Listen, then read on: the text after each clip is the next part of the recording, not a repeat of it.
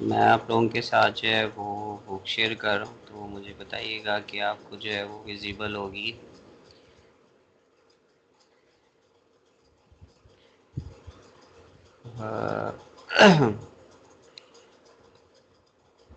एक दफ़ा hand raise कर दें ताकि मुझे आइडिया हो जाए कि आपको आवाज़ आ रही है और बुक भी जो है वो विजिबल है।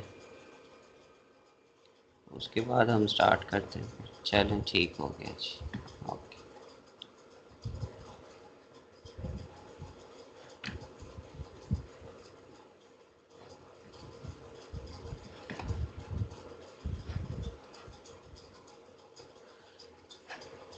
तो इसमें हमने कल एंड किया था आईएसपी पे, और वेब ब्राउज़िंग हमने थोड़ा सा शुरू किया था। तो आज हम दोबारा वहीं से वेब ब्राउज़िंग से और वेब ब्राउज़र से शुरू करेंगे, और फिर आगे कुछ बेसिक टर्मिनोलॉजीज़ होंगी इंटरनेट की, तो उस पे बात करेंगे फिर जाके। ठीक है। तो फर्स्ट ऑफ ऑल तो ये कि हमारे पास वेब ब्राउज़िंग क्या होता है, तो उसकी डेफिनेशन हमारे पास मौजूद है कि web browsing is the process of searching information on the world wide web. तो इंटरनेट के ऊपर, ठीक है, वर्ल्ड वाइड वेब के ऊपर जब कोई चीज़ हम सर्च करते हैं, ठीक है, गूगल पे लिख के या किसी भी सर्च इंजन पे लिख के, तो वो चीज़ हमारे पास वेब ब्राउजिंग कहलाती है। A software use to search and view the web pages is known as web browser. तो ऐसा सॉफ्टवेयर जो इस वेब ब्राउजिंग के लिए इस्तेमाल किया जाता है, जैसे कि गूगल क्रोम वगैरह है, ये हमारे पास वेब ब्राउज़र होते हैं। ठीक है। तो कल हमने एग्जांपल ली थी, जैसे ये भी मैंने ये ओपन किया हुआ है आपके सामने। तो ये हम यहाँ पे आगे, अब ये देखिए माइक्रोसॉफ्ट का जो है वो मेरे पास एक वेब ब्राउज़र मौजूद है। अब यहाँ पे मैं कुछ भी लिख के जो है वो सर्च करता हूँ, जैसे ये मैंने एजुकेशन लिखा और इसको मैंने एंटर किया, तो ये क्या हुआ, ये वेब ब्राउजिंग कर रहा हूँ मैं। और ये जिस सॉफ्टवेयर के ज़रिए कर रहा हूँ, लाइक ये माइक्रोसॉफ्ट एज है, तो ये एक वेब ब्राउज़र है। ठीक है। तो ये आपको क्लियर लगेगा। वेब ब्राउज़र और वेब ब्राउजिंग क्या चीज़ होती है, ये आपको क्लियर हो गया। तो web act as an interface between the user and the internet. तो वेब क्या होती है, एक इंटरफेस के तौर पे काम करती है, जो कि हमें टेक्स्ट वगैरह और ग्राफिक्स वगैरह, कोई भी वेबसाइट आप ओपन कर लें, ठीक है, जैसे ये हमने अभी खोली थी, तो इनमें से अगर हम कोई भी वेबसाइट को देखते हैं ना, जैसे ही हमने सर्च किया और उसके बाद ये हमने एक ओपन कर लिया, तो एक वेब है। ठीक है। अब इस वेब का काम क्या है कि हमें टेक्स्ट, ग्राफिक्स, इमेजेस, ये सारी चीज़ें जो हैं वो डिस्प्ले करवा रही है। कहाँ से, जो कि इस ये ब्रिटानिका जो एक सर्वर होगा, ठीक है, जिस नाम से, उसका जो सारा डाटा है वो हमें यहाँ पे दिखाया जा रहा है। तो ये सर्वर और हमारे दरमियान में एक इंटरफेस का काम कर रही है। It can also text and graphics, ये दोनों चीज़ें दिखा सकती है। And browser contacts a web server and send a request to required the information. ये जब हमने एजुकेशन लिखा था और ये हमारे पास डिफरेंट साइट्स आ गई थी, इनमें से हम किसी भी एक पे क्लिक कर रहे हैं, तो इसका मतलब कि हम इनके सर्वर को रिक्वेस्ट भेज रहे हैं। मतलब जब भी हम इस पे क्लिक करेंगे या इस पे क्लिक करेंगे या इस पे क्लिक करेंगे, तो ये क्या होगा, ये इनके सर्वर्स के पास एक रिक्वेस्ट जाएगी कि हमें ये वाली इंफॉर्मेशन जो है रिक्वायर्ड है। फिर सर्वर सर्च करेगा required web page and send it to the web browser.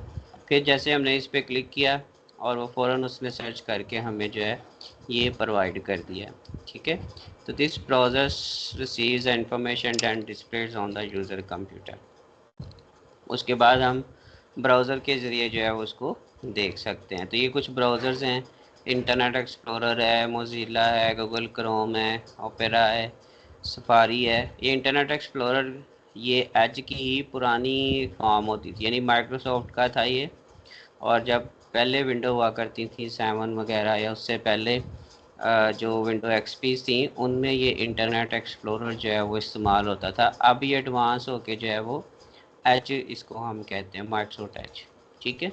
तो यहाँ तक आपको वेब ब्राउजिंग और वेब ब्राउज़र क्या होता है वो पता चल गया। बेटा माइक ऑन नहीं करें, अगर कोई क्वेश्चन करना है या पूछना है तो आप हैंड रेज कर लिया करें। ठीक है।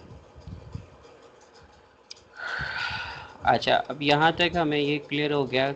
अब हम जो है वो कुछ स्लाइड्स पे चलते हैं ताकि कुछ बेसिक टर्मिनोलॉजीज़ जो हैं वो हम क्लियर कर सकें नेक्स्ट जो आने वाली हैं। तो ये मैं आपके साथ स्लाइड शेयर कर रहा हूँ, ठीक है। और इसमें जो है वो हमारे पास होप्स हो कि आपको सही से नज़र आ रही होंगी स्लाइड्स, ठीक है। Just a minute.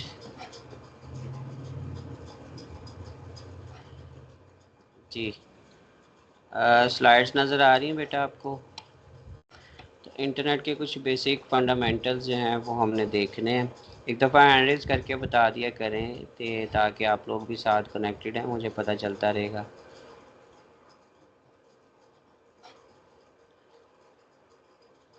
आप लोगों को स्लाइड्स नज़र आ रही हैं सबको? ओके ओके, ठीक है। तो इसमें सबसे पहली चीज़ हमारे पास है फंडामेंटल्स ऑफ इंटरनेट में जो हमने देखनी है वो है जी हमारे पास डब्ल्यू डब्ल्यू। अभी हमने इसका जिक्र पढ़ा भी था कि डब्ल्यू डब्ल्यू डब्ल्यू क्या होता है। तो डब्ल्यू डब्ल्यू डब्ल्यू से मुराद है वर्ल्ड वाइड वेब, ठीक है। अब वर्ल्ड वाइड वेब क्या चीज़ है? इसको हम W3 भी कहते हैं या वेब भी कहते हैं। ये एक कलेक्शन है ऑफ वेबसाइट्स का, यानी वेबसाइट्स का एक मजमूआ है या वेब पेजेस का, जो कि किसी भी वेब सर्वर पे स्टोर। ये हमने कल पढ़ा था कि हमारे पास जब भी कोई डाटा या वेबसाइट हमें स्टोर करनी होती है तो हम उसे कहाँ स्टोर करते हैं? हम उसे जो है वो किसी वेब सर्वर पे स्टोर करते हैं। वो सर्वर जब आपस में बहुत सारे वेब सर्वर जो हैं वो कनेक्ट हो जाते हैं तो हमें वो डाटा प्रोवाइड करते हैं। अब वो सारे के सारा जो उनका कलेक्शन है या मजमूआ है उसको हम वर्ल्ड वाइड वेब या WWW या W3 भी कहते हैं, ठीक है। ओके, ये उसके बाद ये क्यों यूज़ किया जाता है? ये इंफॉर्मेशन को पब्लिश करने के लिए इंटरनेट पे।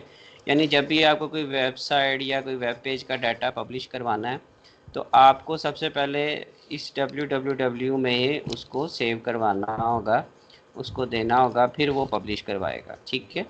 उसके बाद user can access the content from any part of the world over the internet using their devices such as. तो इसकी मदद से जो यूज़र है वो क्या कर सकता है?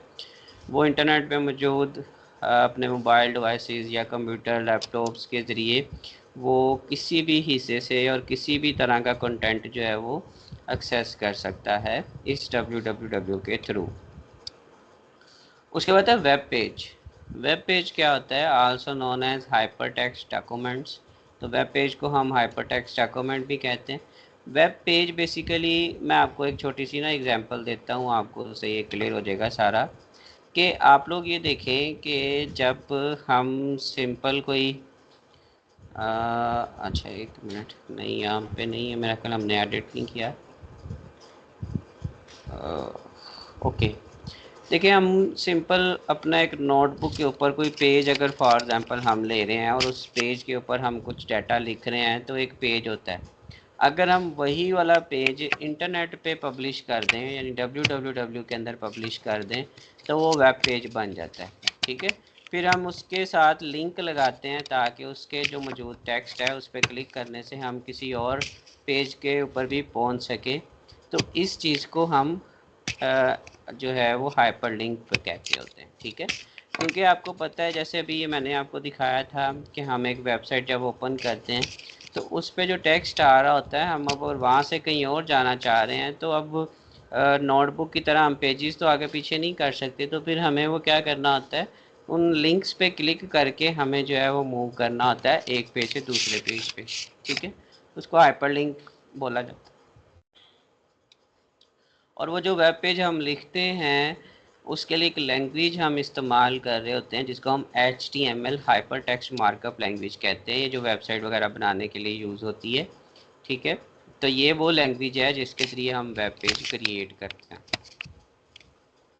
उसके बाद WWW जो है वो क्या करता है? वो HTTP हमने कल बात की थी इस पर कि ये प्रोटोकॉल होता है जो कि इन सारे वेब पेजेस को आपस में लिंक करवा देता है, ठीक है। तो process of launching the web page is called publishing the page. तो जब हम एक पेज लिख लेते हैं HTML के अंदर बना लेते हैं, फिर उसको जब हमने इंटरनेट पे पब्लिश करना है उसको कहते हैं पब्लिशिंग द पेज, ठीक है। अब बहुत सारे जब वेब पेजेस को हम इकट्ठा इकट्ठा कर लेते हैं तो वो एक क्या बन जाता है, वो हमारे पास एक वेबसाइट बन जाती है। ठीक है, वेब पेज और वेबसाइट में क्या फ़र्क है ये मैं आपको अभी स्लाइड शेयर करके भी दिखा देता हूँ। ठीक है, उधर से सॉरी स्क्रीन शेयर करते हैं हम, कोई ओपन कर लेते हैं क्रोम वगैरह जिसमें आपको ये आइडिया हो जाएगा। चलें ये देखिए अभी हमने इसी को ओपन किया था, तो यहाँ पे देखिए ये एक वेबसाइट हमने ओपन की है और इस पे ये आपको जो नज़र आ रहा है ये इसके वेब पेजेस हैं। ठीक है, तो ये देखो हम नेक्स्ट से नेक्स्ट आगे, तो ये सारे ब्लू कलर में आपको नज़र आ रहे हैं ना, ये लिंक्स लगे हुए हैं, तो इन पे हम क्लिक करते जाएंगे, हम कहीं से कहीं जो है ये देखो डिफरेंट जगह पे मूव करते जा रहे हैं। तो ये लिंक्स की मदद से, हाइपर लिंक्स की मदद से हम काम करें, इनको लिंक्स बोलते हैं, हाइपर लिंक्स।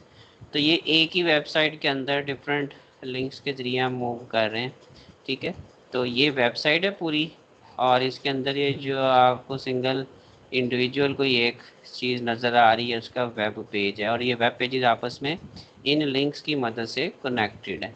ठीक हो गया, तो ये आपको वेबसाइट और वेब पेज में जो है वो फ़र्क नज़र आ गया होगा। ठीक है, अब हम आते हैं वापस स्लाइड्स पे, और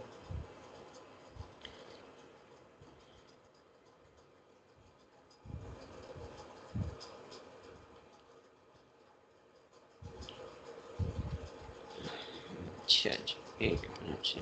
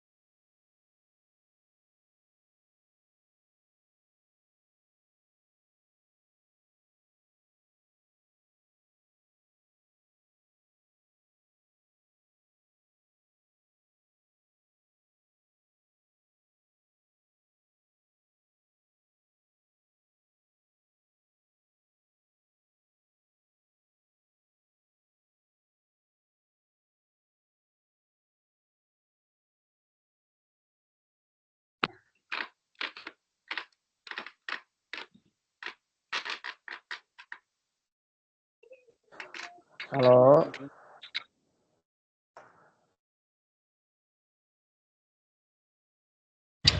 हाँ जी सॉरी वो थोड़ा सा इशू बन गया था तो इस वजह से जाना पड़ा।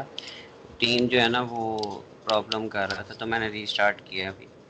अब स्टार्ट करते हैं हम दोबारा से। ठीक है, तो आपको वेबसाइट और वेब पेज में क्लियर हो गया कि क्या डिफरेंस है। ठीक है, अब हम जो है वो आते हैं वापस, और ये देखते हैं कि हमारे पास अ, जो बाकी टर्मिनोलॉजीज़ हैं वो कौन कौन सी हैं।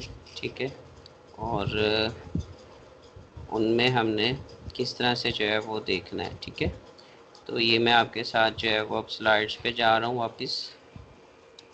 अच्छा जी, वेबसाइट हमारे पास क्लियर होगी, वेब पेज क्लियर हो गया। वेब सर्वर्स क्या होते हैं, तो ये मैंने आपको कल भी बताया था कि हमारे पास ऐसे कंप्यूटर्स होते हैं जिन पे 24 आवर्स जो है वो डाटा अवेलेबल होता है, और ये हर वक्त ऑन रहते हैं, ताकि हम जब भी कोई गूगल पे या कहीं पे भी हम कोई क्वेरी लिखते हैं, कोई चीज़ सर्च करते हैं, तो उस वेब सर्वर का काम होता है हमें रिस्पॉन्ड करना, वो डाटा हमें दिखाना। तो ऐसे नहीं होता है कि हम कोई 12 बजे के करीब जाएं तो वो अवेलेबल होगा, हम 2-3 बजे जाएं तो अवेलेबल नहीं होगा, बल्कि ये हर वक्त ही कंप्यूटर्स जो हैं वो ऑन रहते हैं और इन पे जो डाटा होता है वो हमें मिलता है। ठीक है, तो ऐसे कंप्यूटर्स जो कि वेबसाइट्स का डाटा स्टोर करते हैं उनको वेब सर्वर्स कहते हैं।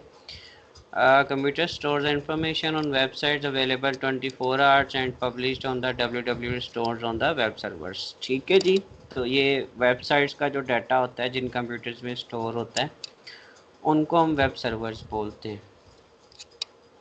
आगे चलते हैं, तो इसकी कल हमने एक आईपी एड्रेस की बात की थी कि आईपी एड्रेस क्या होता है कि हर डिवाइस का एक एड्रेस होता है जो हमें उस डिवाइस तक पहुंचा देता है। अब हम बात करें यूआरएल की, तो यूआरएल भी बेसिकली एक एड्रेस ही की तरह काम करता है, लेकिन ये एड्रेस हम यूज़ करते हैं वेबसाइट्स के लिए। ठीक है, तो इसकी फुल फॉर्म जो बनती है वो होती है यूनिफॉर्म रिसोर्स लोकेटर।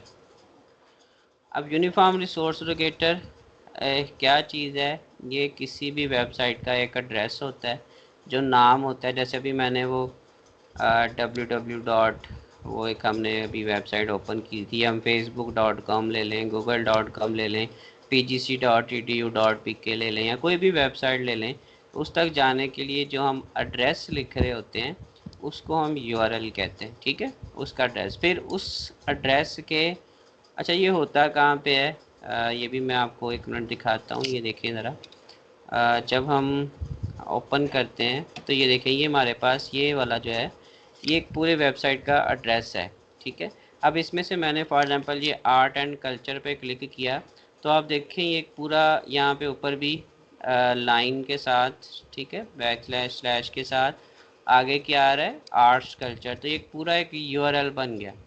अब मैं इस यूआरएल को जहाँ भी किसी भी ब्राउज़र में जाके जब पेश करूँगा तो मैं सीधे का सीधा यहाँ इस पेज के ऊपर लैंड करूँगा। तो ये वाली चीज़ जो है इसको यूआरएल कहते हैं, यूनिवर्सल रिसोर्स लोकेटर। ठीक हो गया।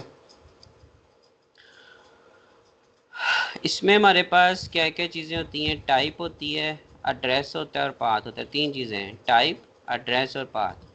ठीक है, टाइप क्या बताती है हमारे पास? टाइप बताती है कि आप जो हैं वो कहाँ गया, हाँ जी, specified type server on which the web page is hosted, कि किस टाइप का सर्वर है जहाँ पे आपका वेब पेज होस्ट कर रहा है।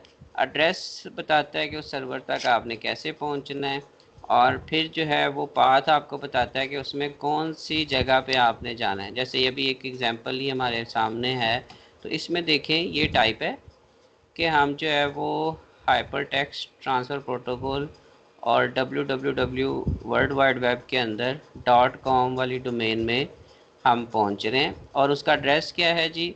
ये बरिंटानी का ये एक वेबसाइट का उस सर्वर का एड्रेस है, और ये उसका जो है वो हमारे पास पाथ है जहाँ पे हमने जाना है, यानी आर्ट एंड कल्चर पे जाना है। ठीक है, तो ये हमारे पास इस तरह से तीन चीज़ें आपके पास जो हैं वो एक एड्रेस के अंदर मौजूद होती हैं। टाइप यानी प्रोटोकॉल कौन सा यूज़ कर रहा है, वो HTTP हमने देख लिया।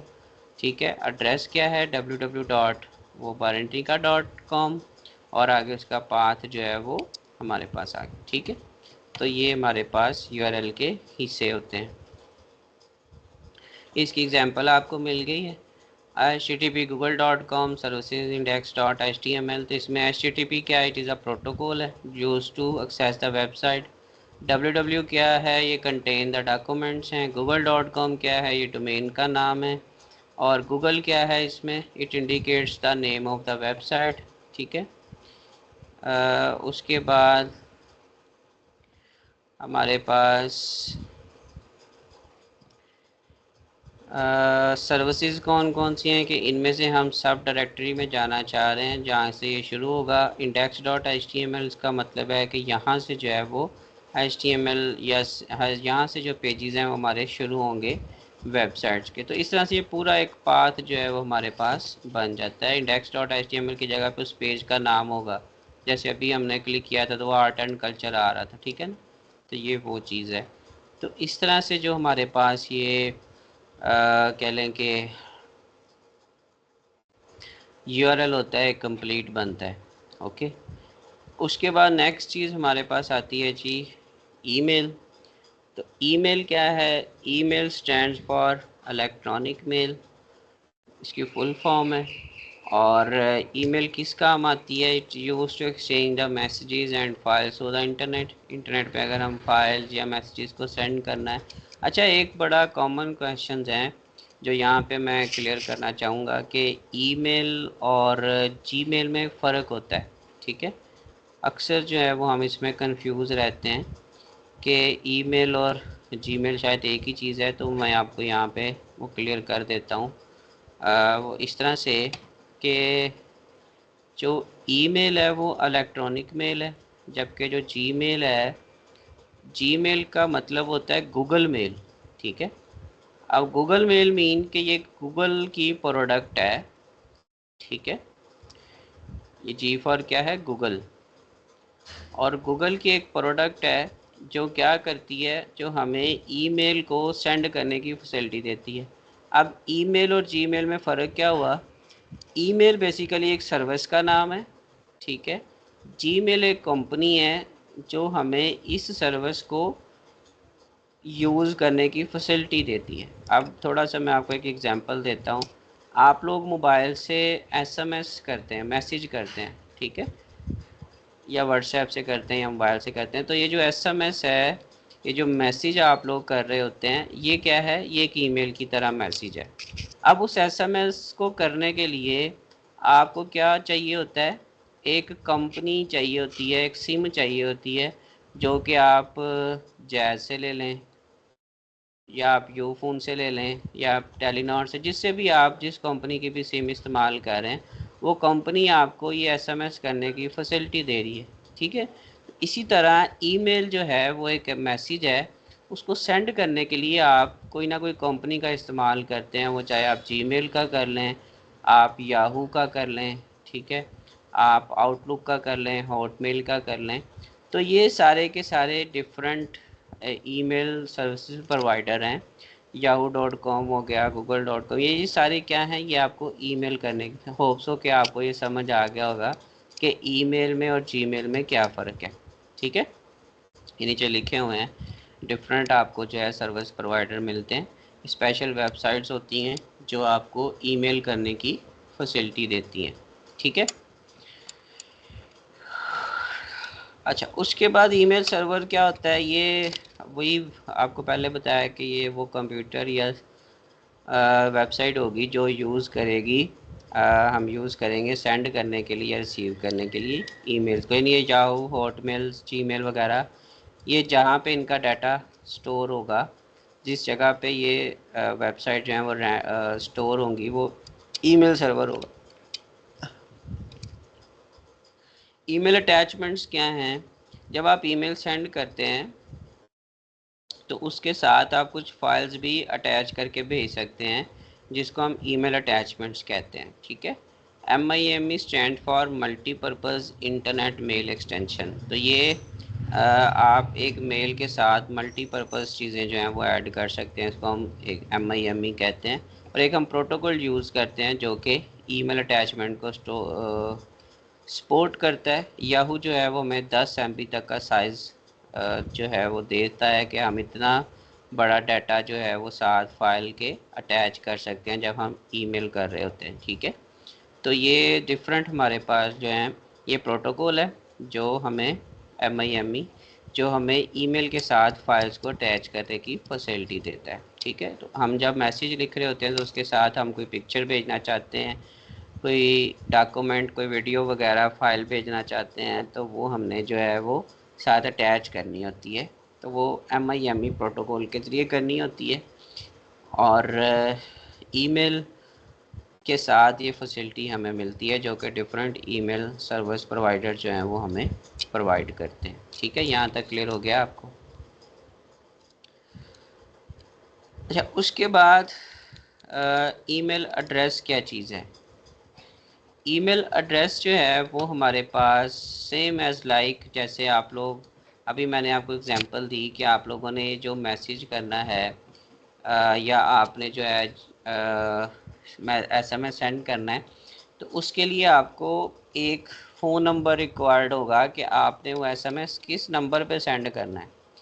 तो डेफिनेटली वो नंबर भी आपको यही कंपनीज जैज़ जो फ़ोन टेलीनॉर वगैरह प्रोवाइड करेंगी। तो इसी तरह जब आपको ईमेल सेंड करनी है, तो इस ईमेल को सेंड करने के लिए भी आपको क्या चाहिए होगा, आपको ईमेल एड्रेस या ईमेल आईडी जिसको हम कहते हैं वो चाहिए होगी।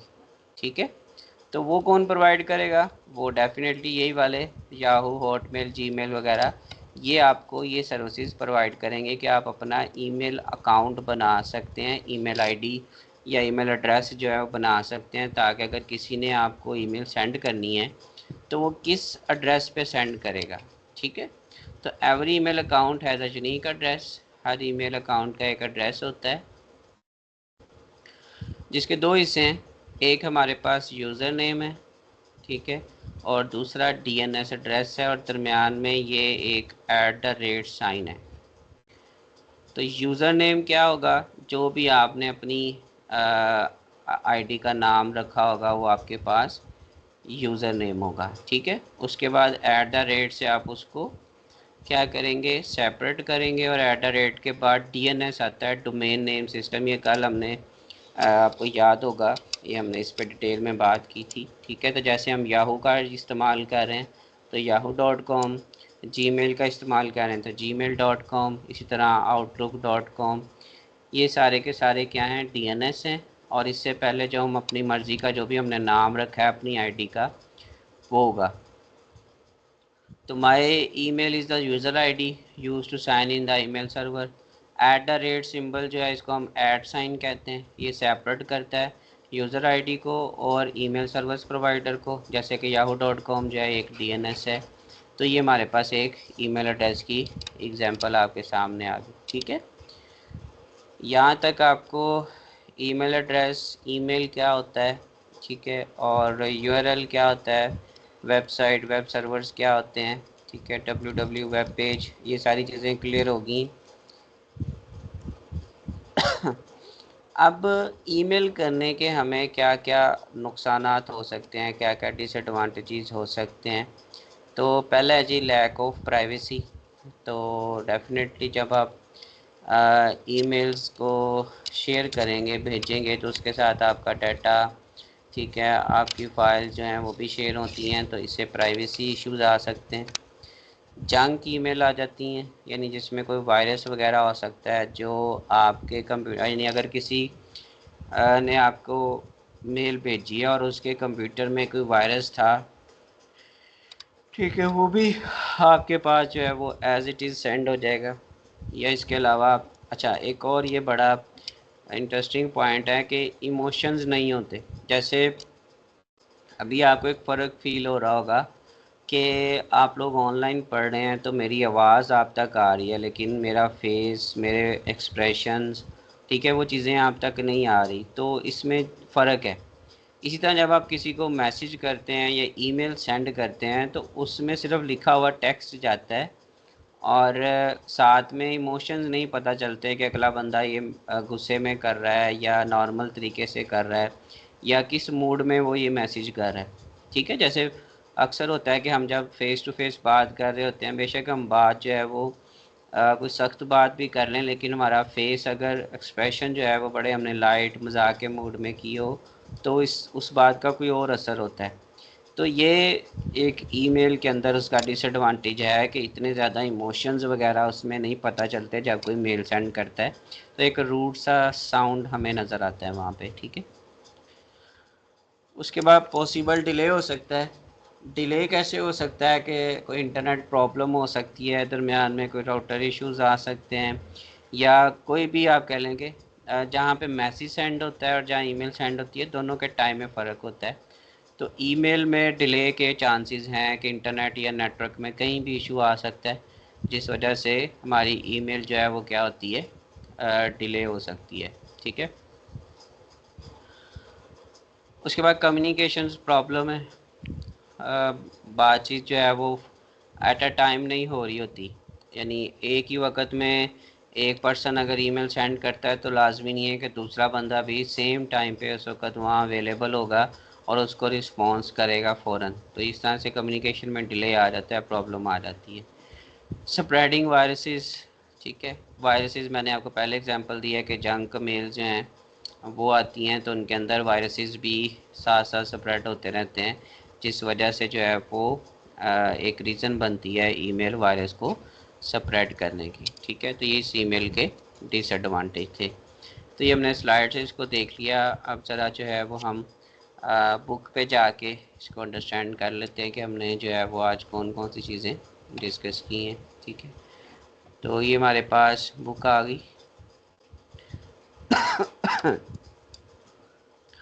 इसमें ये हमने सारा पढ़ लिया है कि वेब ब्राउज़िंग क्या होती है, वेब ब्राउज़र क्या है, उसके बाद www ये भी हमारा क्लियर हो गया है। अच्छा, वेब सर्वर मैंने आपको बता दिया कि ऐसा कंप्यूटर होगा जो कि इंफॉर्मेशन स्टोर करेगा और 24 आवर्स जो है वो वहाँ पे अवेलेबल रहेगा। यूआरएल डिस्कस हो गया, ये सारी एग्जांपल्स हमने कर ली हैं। ठीक है, ईमेल क्या है and how does it work, तो ये हम अभी बात करके हटे हैं कि इलेक्ट्रॉनिक मेल होती है और जिसके साथ हम जो है message, graphic, sound, video clips, ये सारी चीज़ें हो गई हमारे पास। इसकी वर्किंग कैसे, हाँ ये हमने चीज़ नहीं पढ़ी। ठीक है, इसको हम पढ़ लेते हैं कि ईमेल की जो वर्किंग है वो कैसे होगी। मैडम माइक ऑन नहीं करें। तो उसकी वर्किंग के लिए हम जो है वो email program is use to create, send and receive the emails. तो ईमेल प्रोग्राम किस लिए यूज़ होता है? Create, send and receive the emails, email को सेंड एंड रिसीव करने के लिए। It is also known as email client. ठीक है, तो उस प्रोग्राम को हम ईमेल क्लाइंट भी कहते हैं। वो भी मैं आपको वैसे ना एक एग्जांपल यहाँ पे ओपन करके दिखा देता हूँ ताकि आपको आइडिया हो जाएगा। When the user sends an email message, the computer connects to an email server and transmits a copy of the message to the server। तो जैसे ही कोई यूज़र जो है वो एक ईमेल मैसेज सेंड करता है तो कंप्यूटर जो है वो क्या करता है, एक ईमेल सर्वर के साथ कनेक्ट हो जाता है और उसकी एक कॉपी जो है वो सर्वर को भिजवा देता है। जो भी मैसेज होता है उसकी कॉपी सर्वर के पास चले जाती है। अब सर्वर क्या है? Server is the host computer. Server host होता है, जो भी हमने एग्जांपल देखी yahoo.com, gmail.com, वो सारे सर्वर्स हैं। ठीक है, तो वो होस्ट होता है on the internet and that is use to send and receive the emails. तो वो किस लिए इस्तेमाल किया जाता है? ताकि हम ईमेल्स को सेंड एंड रिसीव कर सकें। And email server receive the message and find out the mail server where to return send. फिर वो सर्वर क्या करता है, उस मैसेज को रिसीव करता है और देखता है कि किस ईमेल पे इस मैसेज को सेंड करना है। ठीक है, फिर it connects to that server and transmit the another copy of the message. फिर वो जो है उस सर्वर को कनेक्ट करता है और वो जो मैसेज की कॉपी उसके पास आई होती है वो भिजवा देता है उस ईमेल आईडी के ऊपर। ठीक है, तो इस तरह से एक पूरा वर्किंग मैकेनिज़्म इसका चल रहा होता है। तो ईमेल एड्रेस हम देख चुके हैं कि दो हिस्से होते हैं इसके। ठीक है, उसके बाद हमने ईमेल के डिसएडवांटेजेस देख लिए हैं कि ये हमारे पास जो है वो क्या क्या इश्यूज़ आ सकते हैं। ठीक है, communication problem, spreading, junk mails हैं, इसको स्पैम भी कहते हैं। तो ये जो कि ऐसी मेल्स होती हैं जो पर्सन नहीं पढ़ना चाह रहा होता लेकिन हमें फिर भी जो है वो पढ़नी पड़ती हैं हमारे, बल्कि पढ़नी नहीं पड़ती, हमारे ईमेल के अंदर पड़ी रहती हैं और हमारा जो साइज़ है डिस्क का वो यूज़ कर रही होती हैं, स्पेस यूज़ कर रही होती है। तो यहाँ तक आज का हमारा ये टॉपिक कवर हो गया। ठीक है, अभी इसमें कोई क्वेश्चन है किसी का तो वो पूछ सकता है, हैंड रेज कर ले, मैं आपका क्वेश्चन ले लेता हूँ। ठीक है,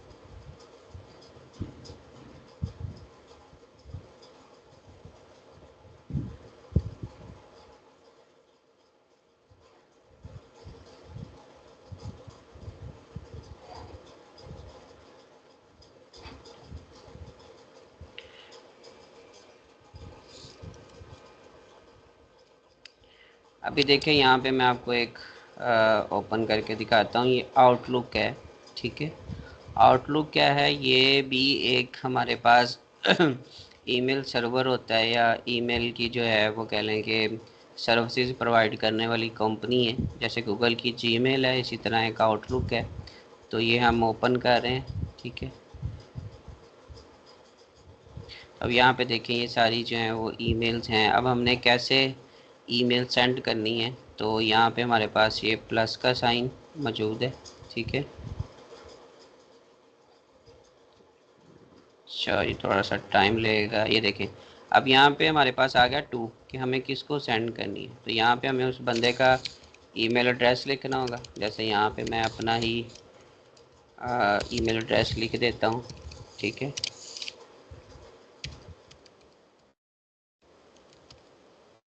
तो ये हमने एक ईमेल एड्रेस लिखा।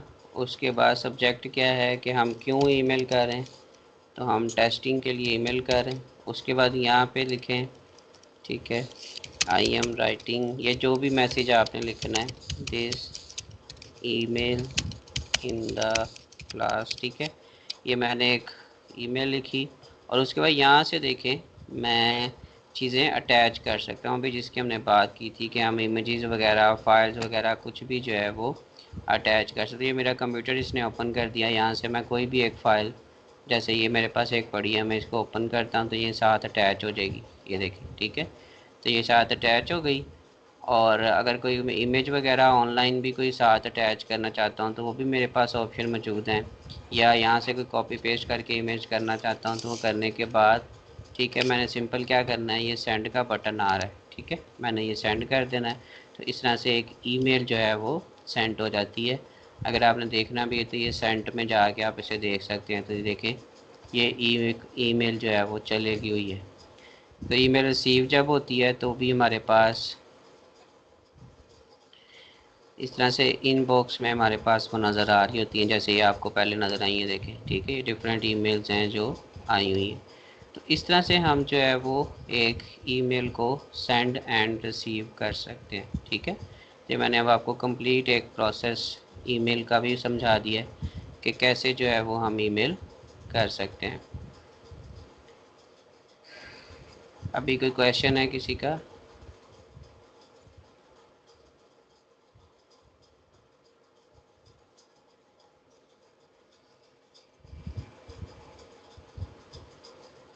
सबको समझ आ गई है? एक दफ़ा हैंड रेज करके बता दें।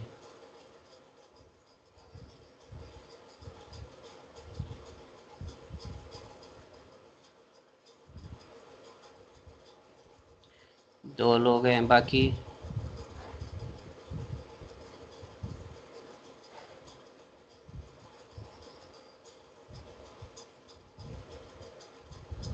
हाँ, अच्छा जी, चलें ठीक है, हम रिकॉर्डिंग को स्टॉप करते हैं।